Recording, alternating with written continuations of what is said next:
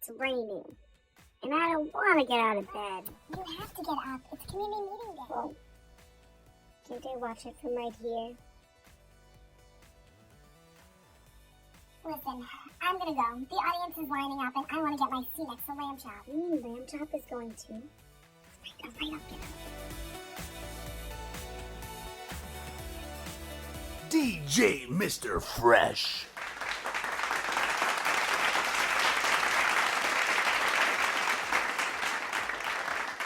Good morning, Match Middle School. Happy Friday, Match Middle School. I'm rocking my blue today for World Autism Day.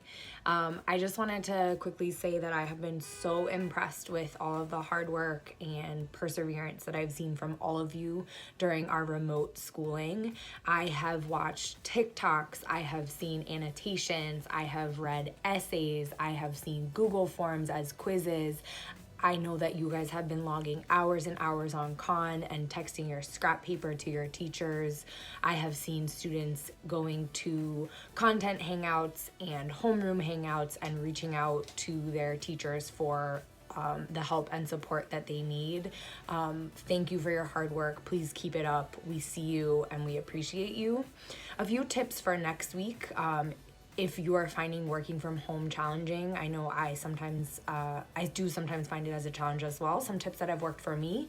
The first thing is try to find a space where you can concentrate. So I'm working in our guest room. My husband is working downstairs. If we work in the same place, we don't get anything done because he's so loud on his conference calls. So if you can in your house find a quiet space, that might be helpful for you to get some work done.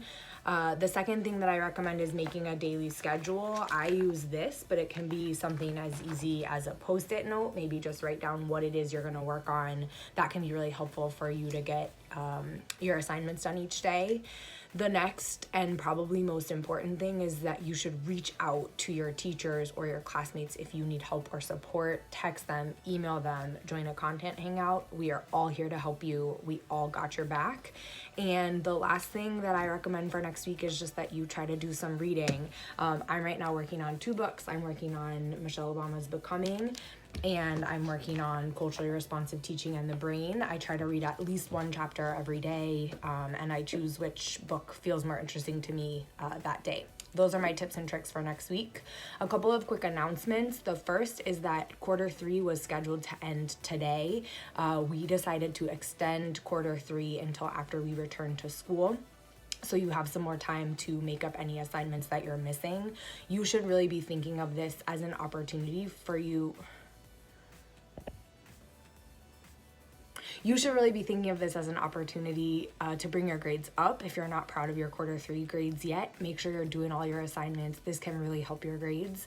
And do reach out to your teachers if there's something from back when we were at school that you want to make up.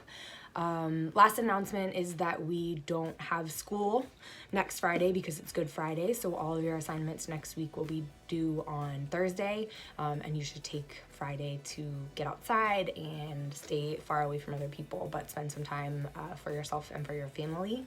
We miss you and we love you. Thank you so much for your hard work. We can't wait to see you soon. Hi Matt, it's Miss St. Charles here, coming to you from Franklin Park on Friday morning. It's raining. It's really muddy. There's a lot of water everywhere.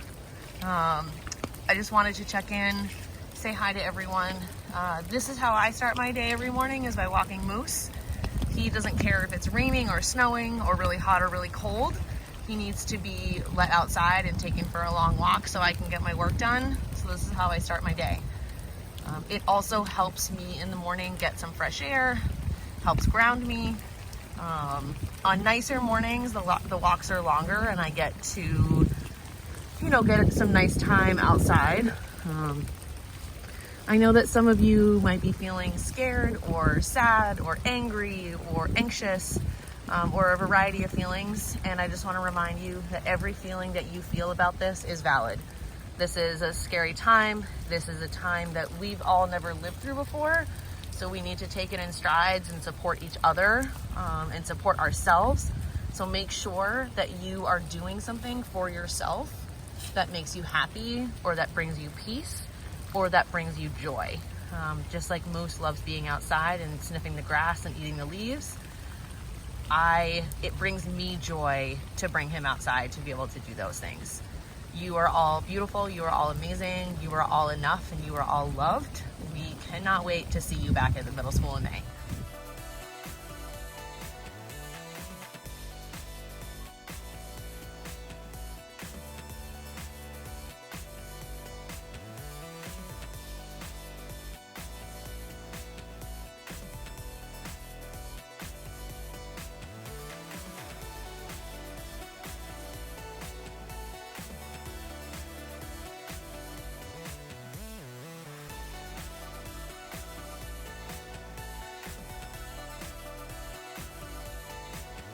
Hi everyone, my name is Dina. April asked me to record a little piece talking about my working on Google Classroom and a little bit about how Google Classroom started. So I'll start off by saying a little bit about me. So my name is Dina, as I said. I've been working at Google basically since I graduated college, so most of my adult life. It's about 8+ years. And I've been a software engineer for that time, which means I've been writing code, mostly doing web development, which means building websites specifically. For the last 4.5, almost 5 years of that, I've been specifically working on Google Classroom, which hopefully you all know and love. I started as an individual contributor on the web team, which means I was one of the software developers. Then for about 2 years or a little more, I was the lead for that team. And then for about the last 4 months, I've been working on a new product in Classroom called Originality Detection, which I'll talk about more later. Before I was at Google, I actually studied at MIT and I got my bachelor and master's degree in computer science, which means I studied coding for a pretty long time before I started doing it for work. As these photos show, outside of work, I like to do a lot of things, a lot of which I can't do right now due to, of course, the coronavirus pandemic, but I really like Halloween. Dressing up in costumes in general is really one of my favorite things to do. I like to go sledding. I'm a big fan of flying trapeze, rock climbing, hiking, reading, and shopping. And hoping to get back to those once we're all allowed to do all the activities we love again. So here's some facts about Google Classroom that you may or may not already know. So believe it or not, Classroom has actually only existed for about 5 years, which if you think about it, is really not that long. It means anyone who hasn't gone to high school in the last 4 or 5 years, unless they're a parent, actually probably hasn't heard of it. And a lot of people I talk to who aren't parents and haven't gone to high school or middle school or elementary school in the last 5 years actually don't really know about it as much. It is used in some colleges, but a lot of our users are K through 12. As of January 2019, which is about a year ago, Google Classroom had 40 million users, which is a lot if you think about it. We went from 0 users to 40 million users in just about 4 years. And as you probably hopefully all know, you can use Classroom on your computer and your phone, whether it's Android or iPhone. We have both applications or mobile apps, Android and iPhone. We also have something called a third-party API. So if there's other products or websites that want to integrate with Classroom, for instance, if you want to go on Khan Academy and your teacher wants to assign homework from there, they have an integration where the teacher can assign something in Khan Academy and it gets posted to Classroom. So that's done via something called a third-party API, which is basically Classroom's way of allowing other software developers to build integrations with Classroom. And one of the coolest things about Classroom is it actually leverages or uses a bunch of other Google products. So you probably already noticed some of these, but maybe not all of these. Obviously, whenever you get assigned something in Classroom, or your teacher sends you a message, you'll get an email through your Gmail informing you of that. You'll also get a calendar event that tells you when your assignments are due. Anything you upload to Classroom gets saved to Google Drive. It automatically gets put in a special folder for your class and for your particular documents. And of course, it integrates with Google Docs and spreadsheets and slides. And if your teacher assigns you work from one of those, you can directly in Docs or spreadsheets or slides click a turn-in button that will let you turn it into Classroom. We also have a really cool integration with Google Forms, where teachers can actually create online quizzes via Google Forms. They can be self-grading. If you're on a tablet, they can actually lock you into kind of a secure mode, so you can actually take a physical digital test on your Chromebook via a Google Form quiz. And it also, of course, integrates with YouTube if your teacher wants to upload or add any YouTube videos. So one of the coolest things about Classroom is that it actually brings together a bunch of other really useful Google products in one convenient place for everyone to use. How did Classroom start? It was started by a person who was a former high school teacher themselves, a math teacher, I believe. And after they were a teacher, they came to work at Google as a product manager, which means that they research and develop and suggest products and how they should work. And initially, they weren't working on anything education related. I actually don't remember what team they were on, but at Google, we have something called a 20% project. So any person working at Google who's a full-time employee is allowed to spend 20% of their time working on a passion project. And this particular person decided that there were a lot of pain points and difficulties to being a teacher that he remembered and wanted to help teachers and students. And so he spent his 20% time researching, what can we do, what can Google do to help teachers and students and make education an easier and better place. And ultimately, after some time researching this, came up with a report and a recommendation saying we should build this product to bring together all these other Google products, like Docs and Drive and Calendar, etc., and Gmail, and build a new product that uses all of those, but also specifically targeted to help teachers and students kind of manage the day-to-day of learning in a classroom. And so one of the goals that he set out was, and one of the things that the research revealed, was that teachers and students spend a lot of time on manual tasks that can be automated. So, for example, for teachers, they would literally spend hours maybe manually standing by a photocopier, or typing out or making layouts for various things so that they come out good on a photocopier. And then for students, just the physical act of like, oh no, I lost this piece of paper. Is it in my locker? Is it around my house? Did the dog eat it? All these things were eating up time that could be saved if all of those tasks were digitized and kind of done automatically for you by a computer. And one of the other goals that he set out to accomplish was to kind of bring the full power of Google to help teachers and students. So as I mentioned before, all these other products, Gmail, Calendar, Drive, Docs, Spreadsheets, Slides, Forms, YouTube, they were already being used by teachers, but in a way that was more difficult because they had to, separately use all these products and figure out how to bring them all together. And one product that kind of brought them all together would help streamline that process and save teachers time and students time so they can spend less time on kind of the busy work that eats up valuable learning time and focus on learning.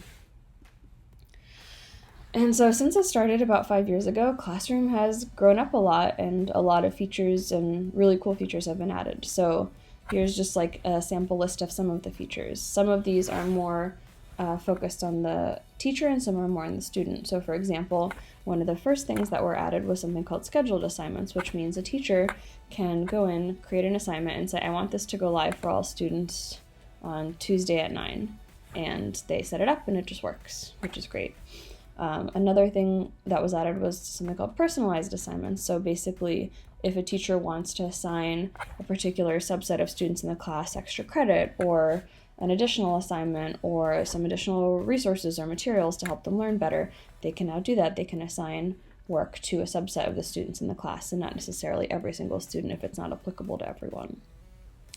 One of the cool things we have on the student side is students, when they are working on or opening a document that they want to submit on their tablet or their Android or iPhone, they can actually go in and with their finger kind of annotate or trace shapes on their document, which is really cool. So they can, highlight things and circle things and draw arrows and all sorts of cool stuff like that to kind of help illustrate what they're doing. Another thing that was added several years ago was the classwork page. So I don't know how long you all have been using Classroom, but if you remember, when you go into a class, there used to be just the stream, but that was sort of difficult sometimes for students and teachers to follow and organize because, things just get posted to the stream in the same way they do to Facebook, where it's just whatever was most recently posted. And while that's good for social media, it didn't necessarily work quite as well for a class where a teacher might want to organize things into modules or have a separate section for resources or topics. And so we added the classwork page, which allows a teacher to organize all their work into modules or topics, and then kind of drag and drop easily between them if they need to. Another cool feature was forms quizzes. I think I alluded to this before, but in Google Forms, you can make a type of form that's a quiz, and teachers can even set it up to be self-grading so that students can get instant feedback to help them learn more quickly, where they got something wrong and why. Some of the other features that were added even more recently were a digital gradebook, so teachers can just go ahead and enter all their grades. And again, not sure if you're aware of this, but a lot of school districts will mandate that teachers have to, put all your grades into something called a student information system. And so we've built, we're working on a feature that's in beta right now that basically lets teachers automatically take those grades and kind of just sync them into the student information system with a simple click of a button. Other cool features are rubrics. So a lot of research shows that students learn better if teachers give them more specific feedback, and rubrics kind of help make sure that the feedback is consistent from student to student. So they'll set up a rubric like, for example, it could be whatever, but it's basically, let's say you have an essay, there could be a category of like, how is your grammar, how is your citation, how is your vocabulary, and create these different categories, and within each category there'll be different ratings for how well you did in that category with very specific description of what it takes to get that rating. And that helps students learn, and teachers give out grades better so that students can say, oh, okay, I got a 4 out of 5 for grammar because of this mistake that I made here, but I actually got a 5 out of 5 for vocabulary because I used all these really difficult words. And finally, the last cool feature I want to talk about, which is the one that I've been working on for the last 4 months, is something called originality reports. So this was just introduced in January to everyone, and basically it allows both teachers and students, when they submit their work, if it's an essay or any piece of writing, to see if there's any parts of the essay that contain similar wording to another source. So for students specifically, it can help highlight, if you copy and paste in a sentence from Wikipedia and forget to put quotes around it, this will help you catch that and let you know that you missed putting quotes around it and or citing it correctly. So this can help students. This has been shown that both students and teachers, it helps the students improve their writing, and helps teachers show students how they can improve their writing by correctly citing their sources. So who works on Classroom, and what exactly do they do? So it actually takes a village to make a product like Classroom work, and there's a lot of different kinds of roles that go into it. So one of the biggest and most important roles, and the one that I kind of started off this talk talking about, is the product manager, which is basically the person who decides what should we build next and what should it look like. There's user experience designers and researchers who basically do a bunch of work to determine, they actually go and talk to teachers and students and show them different things and say, what does this look like? How does it work? Should this button go here or here? What should it look like? Then there's people who work on customer support, which basically they talk to users who are having problems and help them figure out how to solve those. And of course, software developers, which is what I do and what I'd already talked about. So that's pretty much it. If you have questions, feel free to pass them along to April, and she can pass them along to me. Thanks for your time.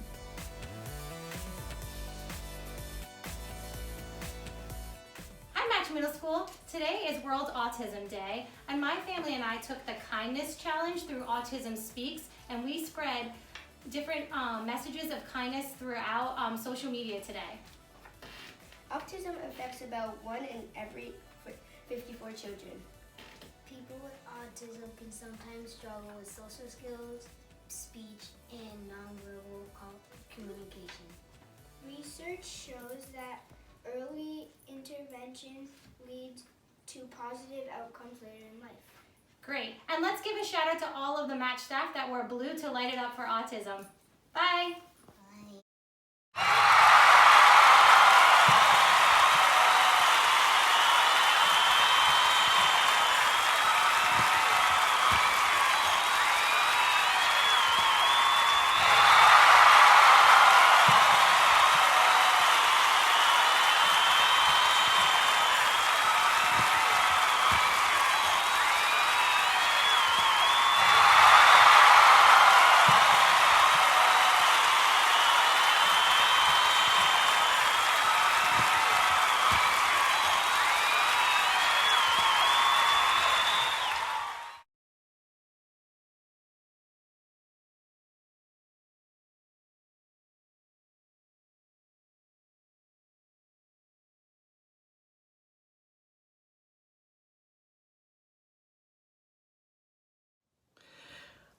I have a shout out for Leonady.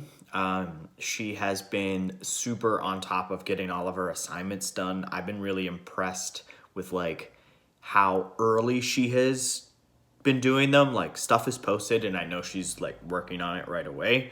So I just want to shout you out for how responsible and on top of your stuff you have been.